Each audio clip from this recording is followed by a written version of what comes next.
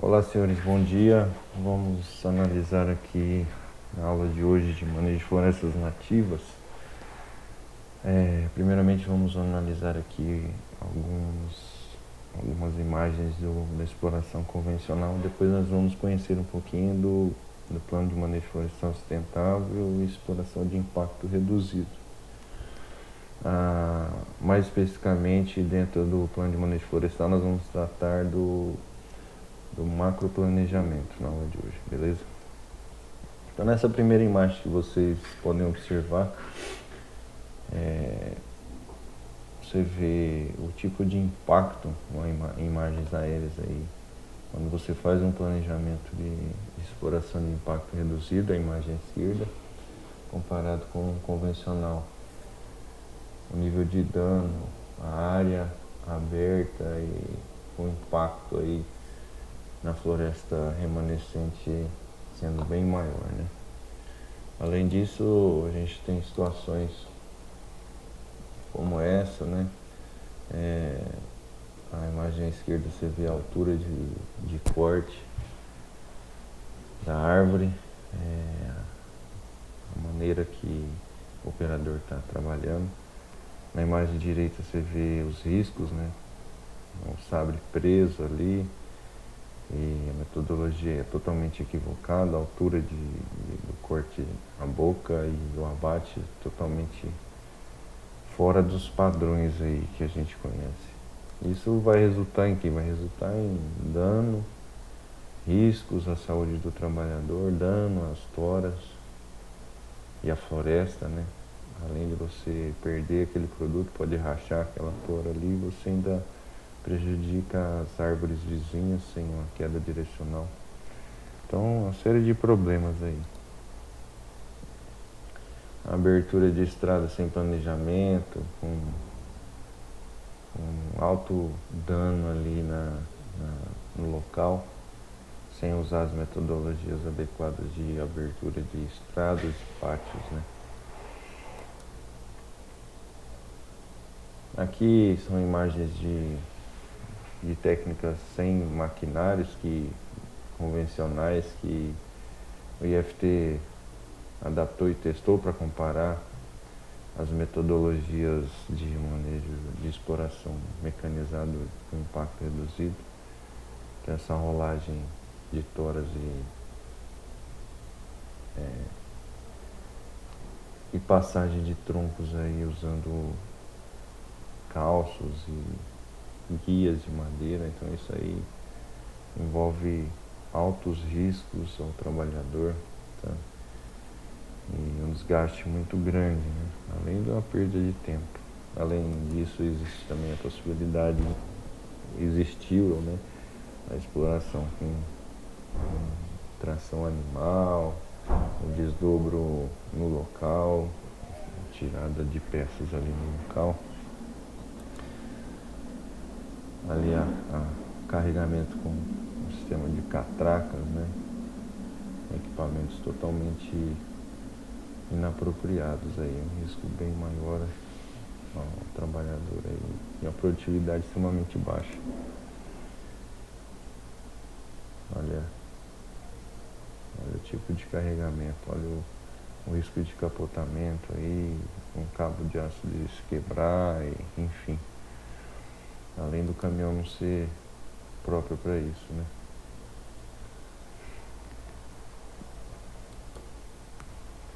Então todas essas imagens demonstram situações que ocorreram e ocorrem, principalmente em áreas de exploração não autorizadas aí. Aqui também o sistema de desdobro ali na mata mesmo, eles cortam e desdobram as peças dentro do mato, dentro da floresta, né? E até usando bicicletas para transportar, e canoas.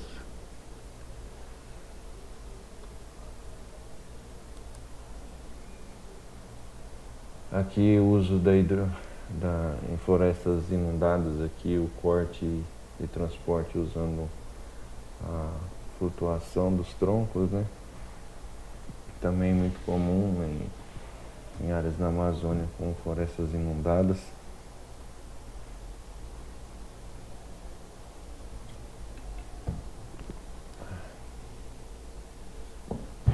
E a cabotagem é o transporte de toras pelos rios, usando os rios, né?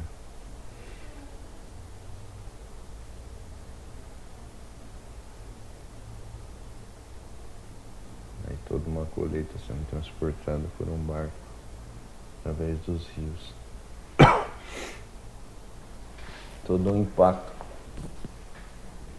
ecológico aí nesse processo, né? Bom, tendo visto alguns exemplos aí do que era feito convencionalmente, sem planejamento, sem metodologia, nós vamos conhecer um pouquinho do que é o manejo florestal sustentável e a exploração de impacto reduzido. Primeiro ponto aqui, o nosso decreto 1303 de 22, sobre a gestão florestal no Mato Grosso.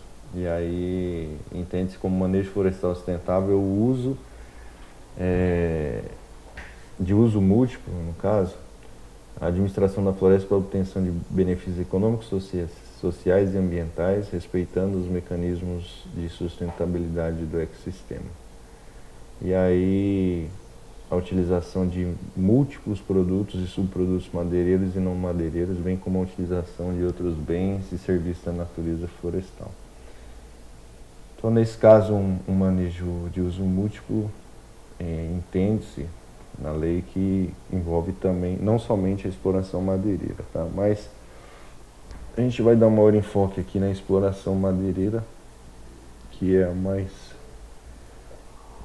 manejo específico mais comum aqui nas florestas do estado de Mato Grosso, em áreas de floresta amazônica de terra firme, né? Floresta ombrófila aí de terra firme da Amazônia.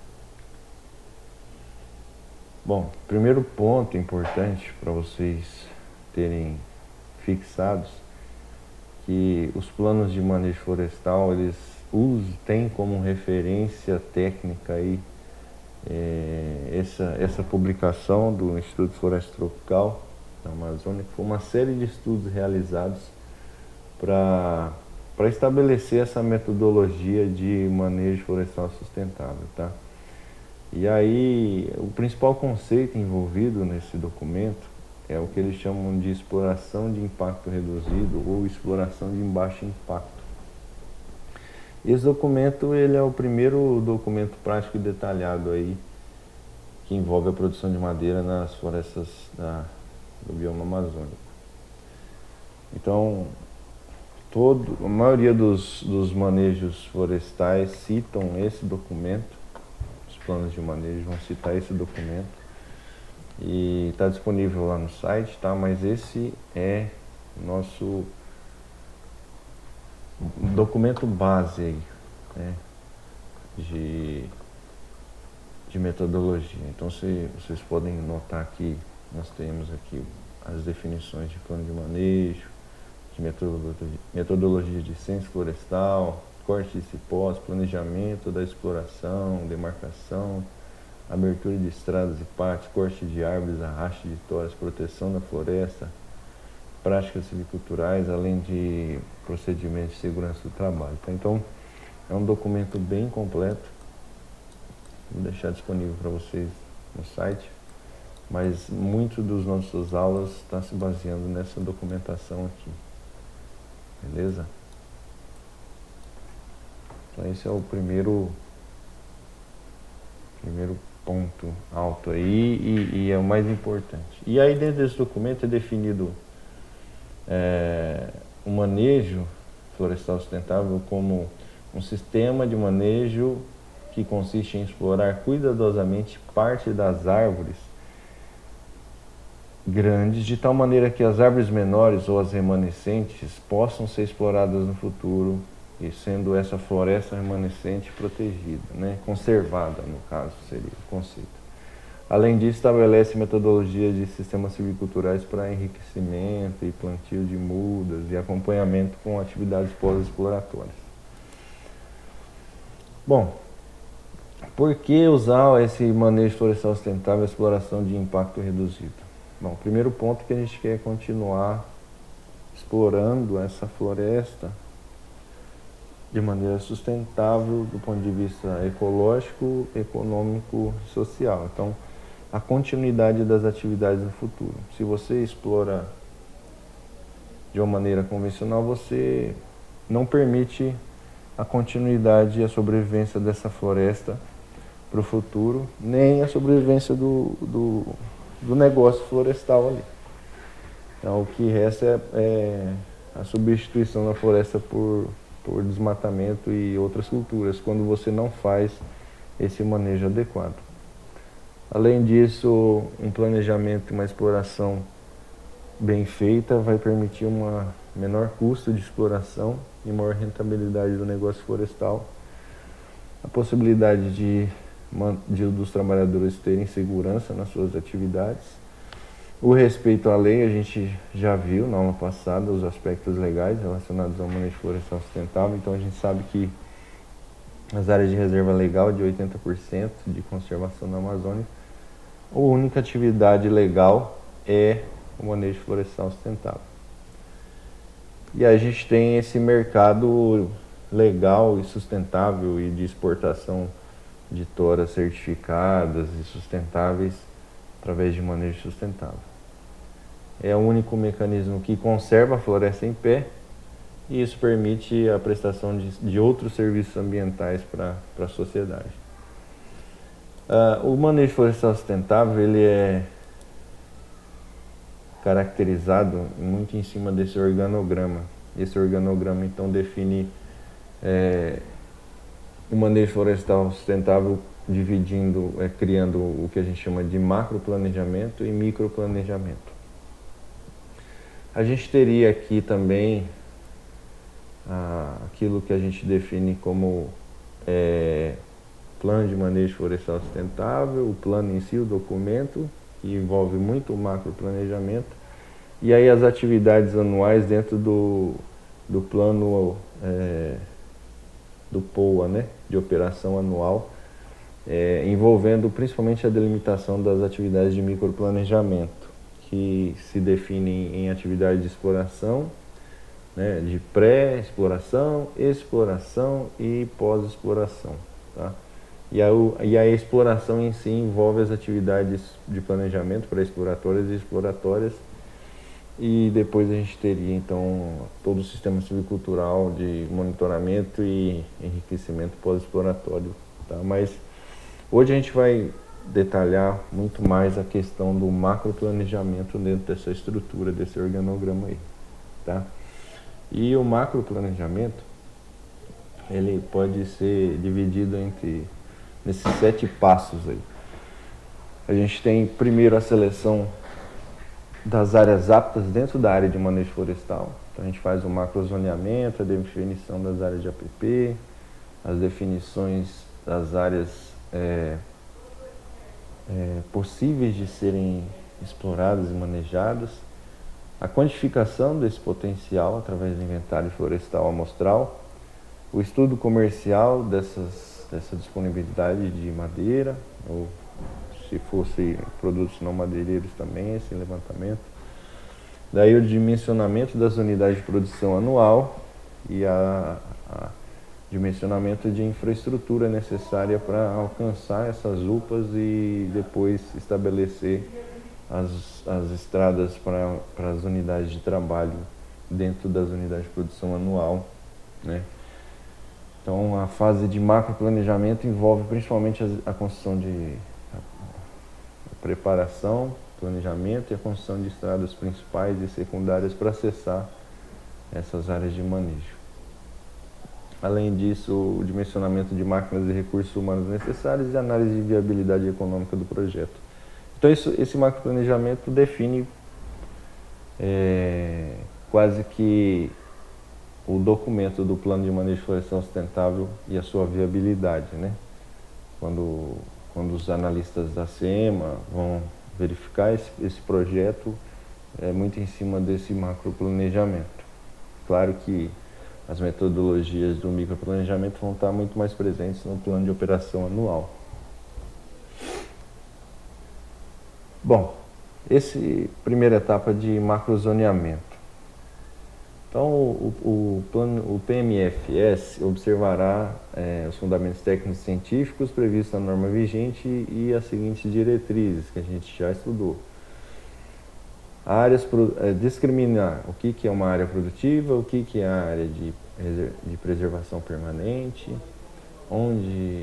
quais reservas legais são áreas exploráveis, o que são áreas não produtivas e produtivas que serão exploradas, e a definição de áreas inacessíveis, por exemplo. Então, muitas vezes, apesar de estar fora da área de APP, algumas áreas podem ser inviáveis economicamente e serem exploradas. Então, a bibliografia recomenda que a gente, um final de talhão aqui, que você tem, por exemplo, uma declividade superior a 40% ou 21, 22 graus, o custo de você levar o skidder e arrastar e os danos ambientais causados não compensa a operação naquele local. Então é melhor deixar essa área de fora da sua área de produção.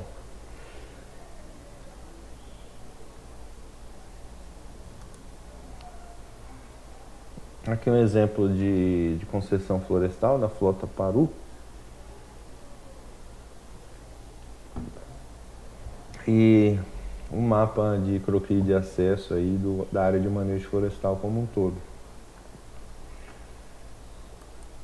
E aí também pode ser definidos dentro da unidade da área de manejo florestal as UPAs, o acesso às UPAs, as estradas que existem e como serão definidas aí posteriormente as unidades de produção anual. A gente vai falar um pouquinho sobre isso mais à frente, mas aqui um exemplo, né, em que você tem a área de manejo florestal como um todo, as áreas inundadas ali, a rede hidrográfica, né, os rios e as APPs contidas,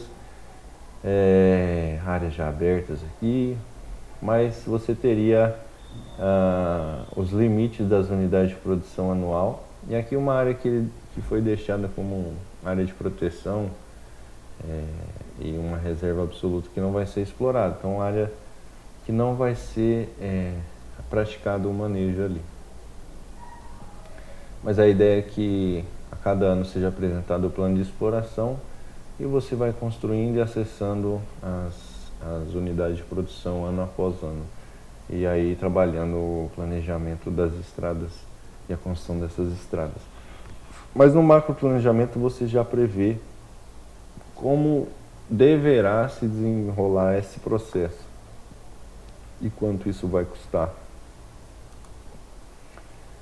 Aqui mais um exemplo de imagem satélite com a definição das unidades de produção, as estradas existentes para acessar as diferentes unidades de produção e a rede hidrográfica aí existente na área. Então, esse processo envolve muitos fatores, envolve sua capacidade de exploração, envolve o terreno em si, as condições de declividade, de hidrografia e as estradas existentes e as possíveis estradas que você irá planejar. Então, no contexto da unidade de produção anual, a ideia é que a gente tenha um regime policíclico, como foi falado, né? Na situação ideal, você teria o fechamento do ciclo de produção. Quando você terminar a última unidade de produção anual, você retornaria à unidade primeira para nunca parar essa atividade. Então, esse mecanismo contínuo de ordenamento florestal ali. Você vai retirar um volume de madeira e considerar uma taxa de incremento em que você retorne essa unidade de produção no próximo ciclo.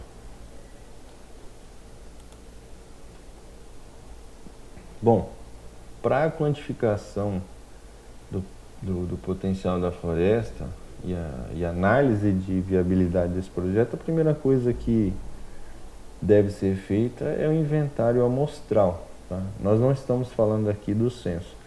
Então nós temos 3 tipos de levantamentos sendo utilizados no manejo florestal sustentável. Nós temos o que a gente chama de inventário amostral diagnóstico, tá?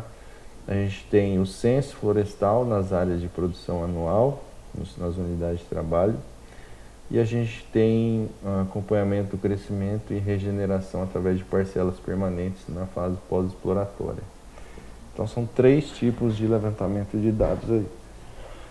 E o primeiro levantamento é o amostral, para saber se aquela floresta, aquela área de manejo florestal, aquela propriedade, ela tem viabilidade, tem madeira, tem produtos florestais, madeireiros ou não madeireiros disponível, quais espécies, qual volume, né? E esse diagnóstico a gente usa o inventário amostral, segundo a resolução do CONAMA. Então é um levantamento de informações qualitativas e quantitativas sobre determinada floresta utilizando o processo de amostragem. A gente tem aqui uma intensidade amostral que varia, mas inicial de 0,5%. Isso significa que para cada 1.000 hectares que você amostrar, você vai amostrar 5 hectares.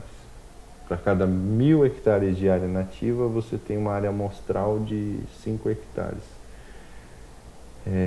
Claro que a gente vai usar o processo de amostragem, a sistematização e distribuição das parcelas, e a metodologia mais usual que a gente usa é as parcelas em conglomerados, método de amostragem em conglomerados. No último documento do Serviço Florestal Brasileiro, a gente tem conglomerados com subunidades de 20 por 100 metros, então cada subunidade com 2.000 metros quadrados, totalizando uma parcela em cruz com 4 subunidades e totalizando 8.000 metros quadrados por parcela. Isso para o bioma amazônico, tá? Esse processo sistematizado em grid amostral em toda a sua área de manejo, e é claro, ele se inicia com esse 0,5%, mas depende do tamanho da tua área de manejo. E aí você vai fazer o cálculo de intensidade amostral para ver se a gente atinge o erro máximo admissível ali de 10%. Nesse processo de amostragem a gente pode ter dados de cubagem, ou a gente usa o padrão ali que a legislação só pede o fator 0,7 ali, mas você vai precisar então levantar nessas parcelas circunferência e altura comercial das árvores, bem como todo o estudo fitossociológico dessas unidades. Então, são informações qualitativas e quantitativas de uma floresta multiârea, multiespécies, né? Aqui a metodologia padrão hoje do Serviço Florestal, empregado no Inventário Florestal Nacional, é essa. Então, aqui a gente tem o manual de campo, tá? Do Inventário Florestal Nacional, e a gente tem essa metodologia sendo descrita cuidadosamente aqui. Nós vamos falar mais detalhes quando a gente for falar do censo, que coincide muitas das práticas, mas com relação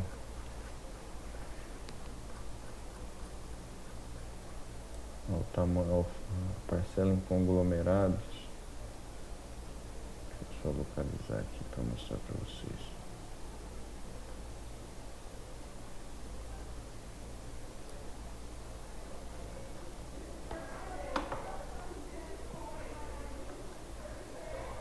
Então aqui no anexo 2 você tem as particularidades do bioma amazônico e a metodologia aí das parcelas, tá? Explicando com calma para vocês, a gente tem um sistema em cruz, leste-oeste, então a coordenada de instalação da parcela, isso aqui tudo é uma unidade amostral, tem uma parcela, só que ela se subdivide em 4 subunidades. E essas subunidades, você abre uma picada, norte-sul, leste-oeste, cruzado.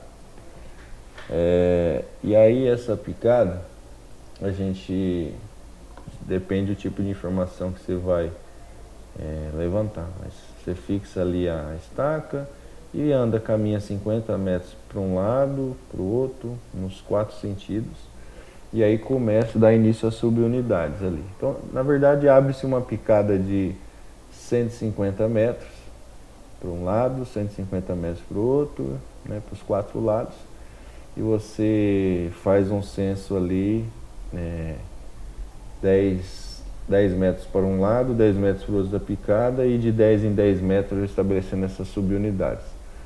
Em toda essa área maior, todo esse grande quadrado, você vai levantar informações de DAP das árvores com um DAP maior do que 40 centímetros. Nessa área menor, que seria metade dessa subunidade, você levanta árvores com DAP maior, por exemplo, que 10 centímetros. Seria o remanescente ali. E aí, em uma pequena faixa, apenas uma subunidade aqui, essa parte azul, você levantaria árvores com DAP maior que 5. Na amarelinha, você faz um levantamento ali de regeneração natural. Então, 4 subunidades ali levantando 5 por 5 metros. Banco de mudas ali, regeneração natural. E levantamento de herbáceas, se for fazer nos 4 cantos ali. Então, por que essa compartimentação da parcela? Porque a gente está fazendo estudo fitossociológico aqui e a gente precisa de toda essa distribuição. Quando a gente fala da exploração comercial, a gente amostra toda essa área e subdivide em unidades aqui, mas a ideia é que você tente captar a distribuição e a variação espacial das árvores. Quanto maior o DAP de uma árvore, maior a tendência dela estar espacialmente distante uma da outra, né? São mais raras encontrar árvores de maior porte e essas distâncias entre essas árvores geralmente é grande. Então você prefere o uso de parcelas retangulares de grande comprimento e as parcelas em conglomerados ainda fazem com que a possibilidade, a probabilidade de captar essas árvores maiores aumente. Tá? Então a gente teria aí um exemplo. Se a gente tivesse uma área de manejo florestal com 2.000 hectares, a gente precisaria amostrar 10 hectares aí, inicialmente, de parcelas. Então, 10 hectares. Então, vamos lá. Só fazer. Deixa eu ver se tem um calculador aqui. 2.000 vezes 0,005 são 10 hectares, 10 mil metros quadrados.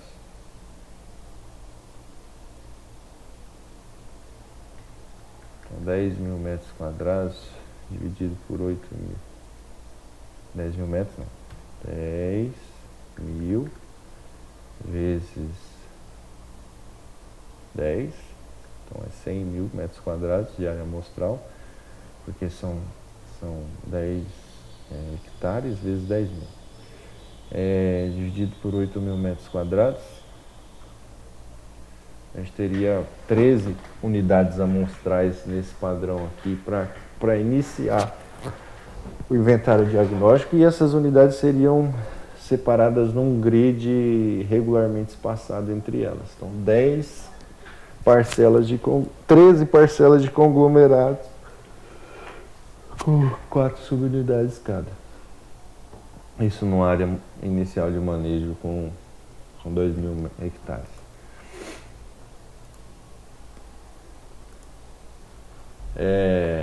Para a gente entender com calma e discutir essas definições, eu recomendo a leitura e o estudo desse artigo, que é comparação de tamanhos e distâncias de subparcelas aplicadas de processos de amostragem conglomerado, além do manual do Serviço Florestal Brasileiro, para entender todo esse processo. Mas perceba que nesse estudo foi identificado um tamanho ideal de subunidades aí 0,10 hectares e o tamanho da unidade amostral de 0,8 hectares. No nosso caso, a gente tem uma parcela de 20 por 100, seriam 0,2 hectares, né? Ainda maior do que foi indicado aqui, mas a distância entre a subunidade de 50 metros coincide com esse estudo também. Então esse estudo é um dos balizadores daquela metodologia lá. Há um tempo atrás era muito comum utilizar parcelas de 10 por 250 metros, mas hoje o Serviço Florestal usa essa parcela de 20 por 100 metros, tá? Com 4 subunidades do conglomerado.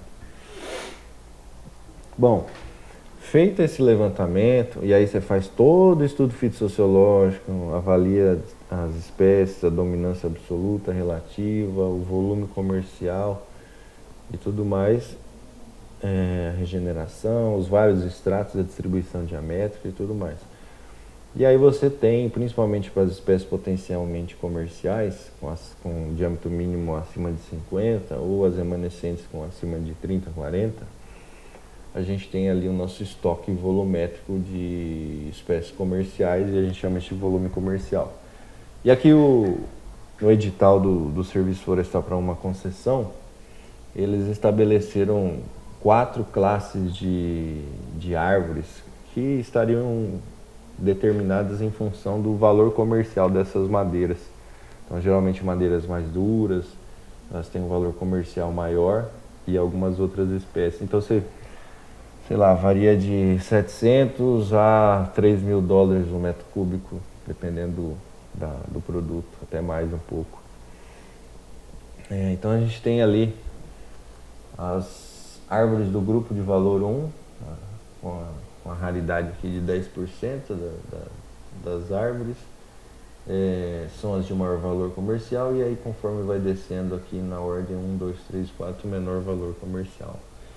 A maior parte está na classe intermediária aqui, né, e inferior. As espécies de maior valor são mais raras. Muitas das espécies de alto valor são proibidas de corte hoje em dia, então dentro do que foi levantado nessa propriedade aqui, nessa área de conservação, foi detalhado aqui nesse documento, no edital de concessão, tá?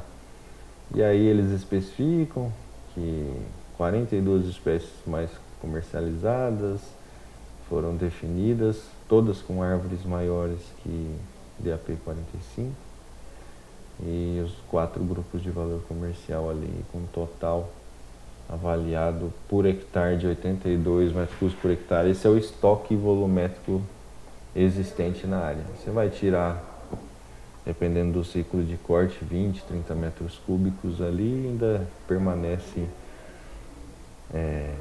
50 ou 60 metros cúbicos de estoque, além do incremento da floresta e a transição da matriz de distribuição de diâmetro. Então, o ordenamento do planejamento da produção, ele nada mais do que aquela imagem que a gente viu anteriormente, do ciclo, né, das unidades de produção ali. E aí você vai estabelecer, com base no seu estoque e na sua capacidade de exploração, uma ordem de exploração ali. Então, a gente tem o ano 0, ou N aqui no caso, todas as atividades de exploração. O ano N-1 são as atividades pré-exploratórias, e N mais 1 mais 5 mais 30 seria as atividades pós-exploratórias ou o retorno do ciclo de produção, na ordem de produção. Então, antes da exploração nós temos lá toda a capacitação de equipe de inventário, censo, corte de cipós, instalação e medição de parcelas permanentes, processamento e planejamento dos dados e dos ramais de arraste, extração,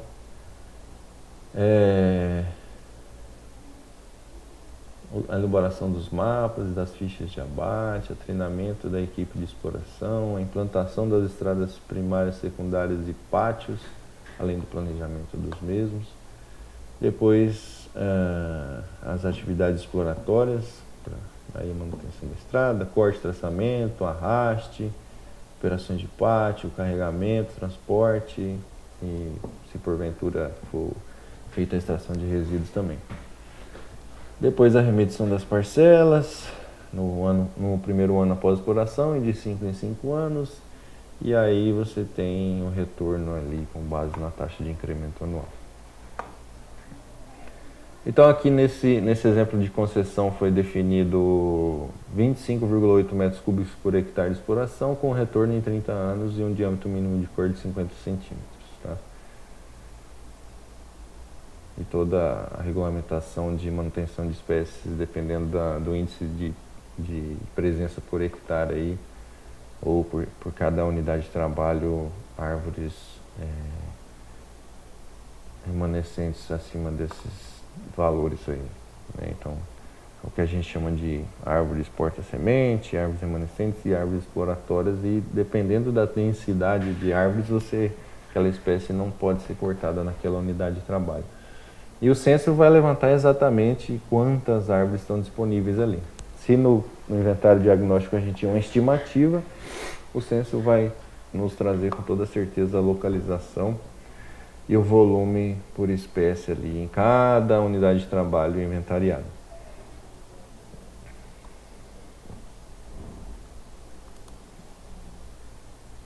E aí a gente tem uma estimativa aqui de cada unidade de produção anual. E aí você faria todo o dimensionamento da área de manejo, dos planos de operação anual e das suas equipes e maquinários necessários para explorar esse volume de trabalho por ano a cada ano até fechar o ciclo completo ali, tá?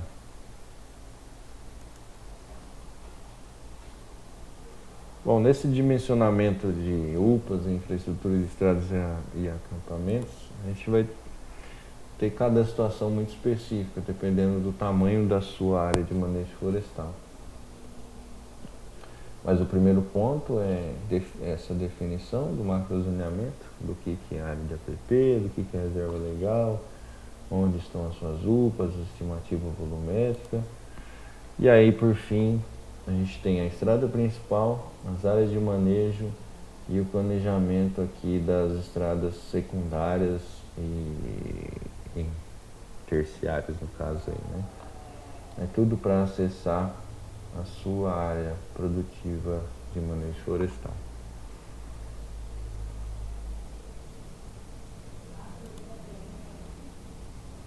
Aqui um exemplo também de uma área de concessão. Você tem as estradas existentes, não estão avermelhadas, então você tem a BR, as estradas já existentes, e aí o planejamento em amarelo aqui do que se vai precisar construir ao longo dos anos para acessar cada unidade de produção anual. E a partir dessas estradas principais a gente faz a ramificação das estradas secundárias para acessar toda a área de manejo ali e cada unidade de trabalho que será definida nessas áreas de manejo. Quantas unidades de trabalho? Depende, né?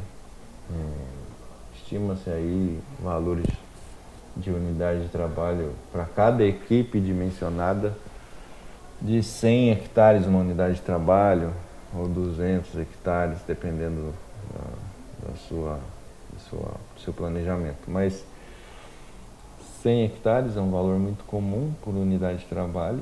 Então você teria, se a UPA tem 100 hectares, não tem unidade de trabalho, é a própria UPA. Se a UPA tem 1000 hectares, você vai definir 10 unidades de trabalho e construir as estradas secundárias para acessar essas unidades de trabalho aí. Então tudo isso vai variar de acordo com esse dimensionamento.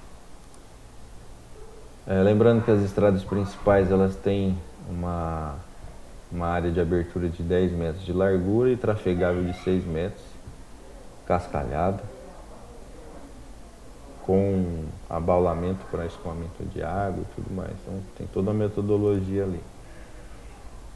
Aqui destacadas as estradas nesse mesmo mapa, né? O vermelho já existe e o amarelo que vai precisar construir para acessar as diferentes áreas da propriedade lá. Então esse custo de abertura de estrada tem que estar incluído no seu planejamento.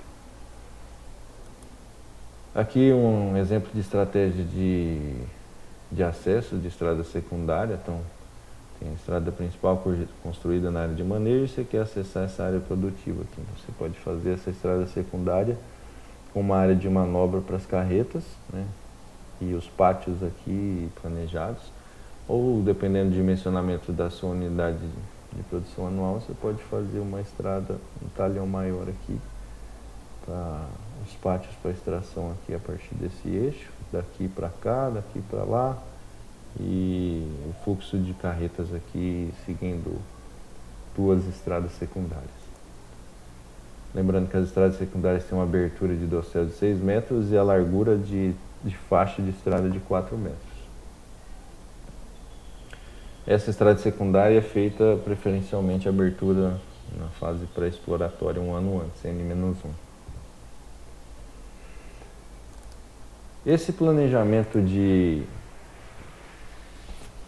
estradas, tem algumas publicações da Embrapa, existem diversas metodologias, mas vou mostrar aqui a metodologia apresentada por aquele manual do Floresta para Sempre, do IFT, em que você estabelece a distância ótima de estradas a partir de custos e produtividade de extração. Então a gente tem aqui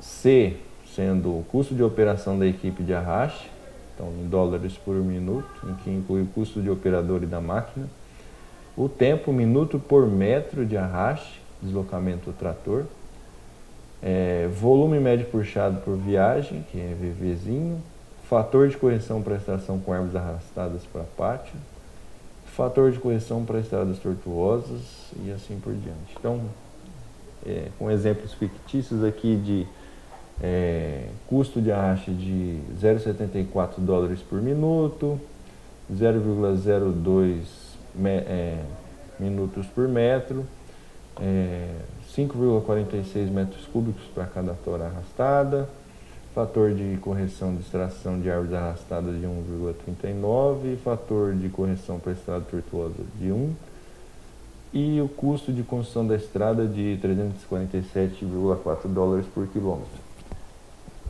E aí você joga isso na fórmula, você tem esse cálculo do C, do custo, 3,41, que vai entrar aqui na próxima fórmula, de D, da distância.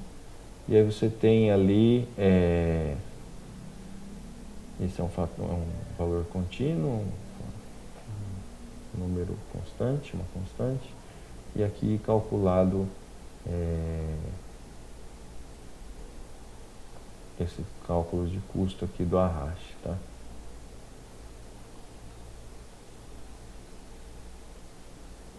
Aí você usa os valores de 1,39, fator de correção,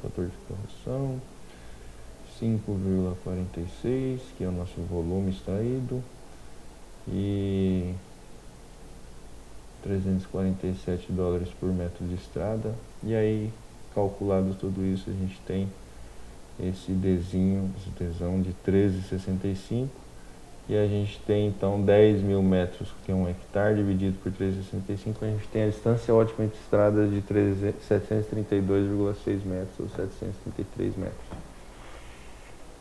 Então, na área de manejo, a gente teria essa distância entre uma estrada e outra de 736 metros, segundo aqueles cálculos lá.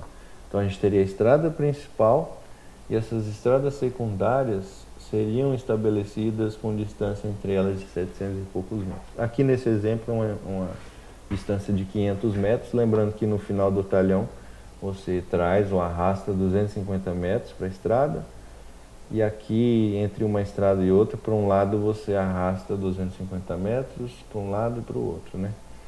Então se a distância dividida for um valor ímpar, como esse exemplo aqui, de duas estradas e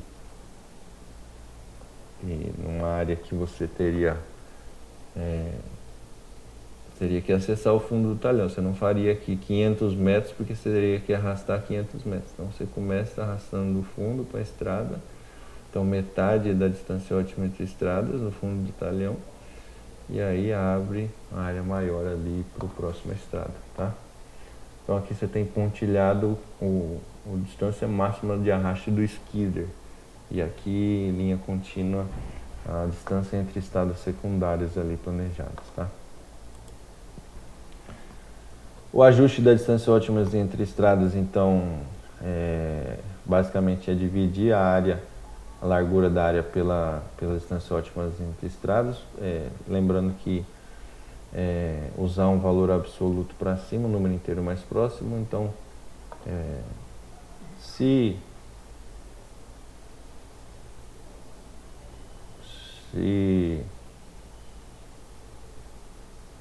eu dividir a área total da área de manejo ali, a distância maior lá. Então aqui nesse exemplo, 2.160 metros. E aí eu tenho a distância ótima de 400 metros. Então eu divido 2.160 por 4, por 400, a gente teria ali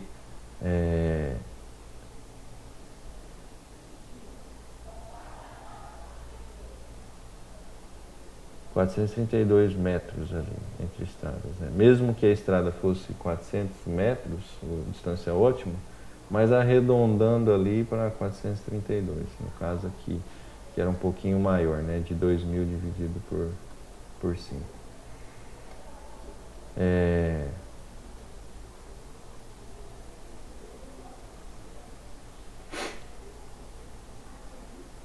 Então se o resultado fosse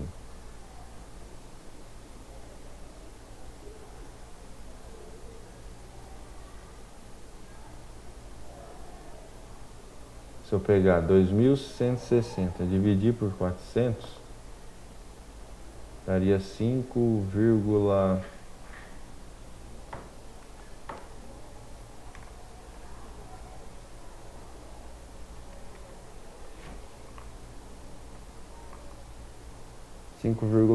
né? E arredondando para baixo fica aí 5, tá?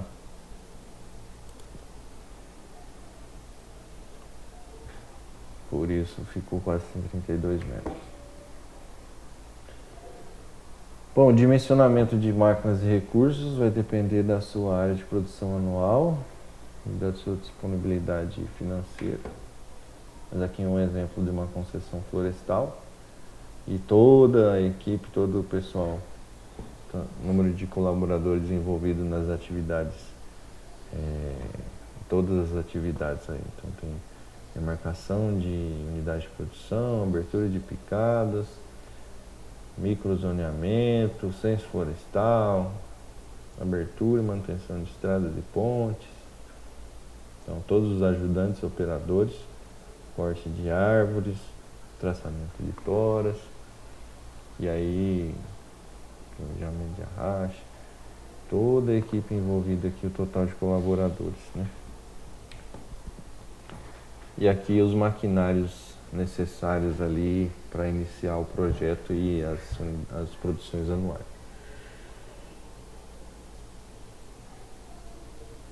Aqui nesse exemplo, com esse dimensionamento é capaz de explorar anualmente 20.000 metros cúbicos de tora, além de 6.000 cúbicos de resíduo. Essa planilha apresentada na concessão florestal. Então é fazer esse cálculo.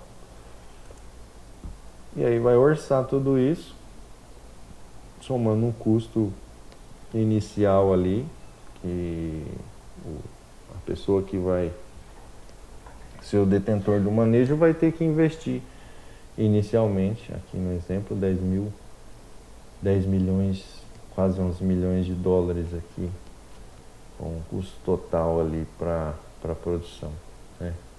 E aí o retorno financeiro tem que ser maior que esse. Para análise de viabilidade econômica, eu vou deixar para vocês o estudo de uma área pequena, esse artigo publicado pela na Revista Nativa de Sinop, receita, custo da atividade de exploração florestal e um plano de manejo sustentável na Amazônia e estudo de caso. Nesse estudo aqui, também deixo como referência esse artigo aqui, planejamento de rede viária no manejo utilizando o SIG, tá? Esses dois artigos, então, seria interessante que vocês fizessem a leitura para discussão. De repente a gente discute esses dois artigos. Isso, na próxima aula a gente discute esses dois artigos, tá? Então, essa otimização de construção de planejamento de construção de estradas secundárias e trilhas de arraste, usando o SIG, e essa avaliação de receita, custo de uma atividade de manejo. Se eu não me engano, a área total aqui de produção é entre 1.000 e 2.000 hectares. Deixa eu ver.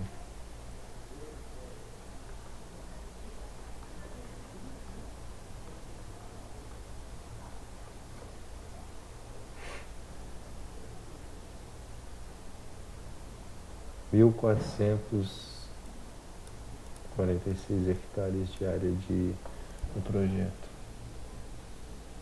sendo 1.160 efetivos para o manejo, tá? Então foi feita essa análise de viabilidade para uma área de manejo de 1.160 hectares. Então a gente discute esses dois materiais no início da próxima aula, beleza?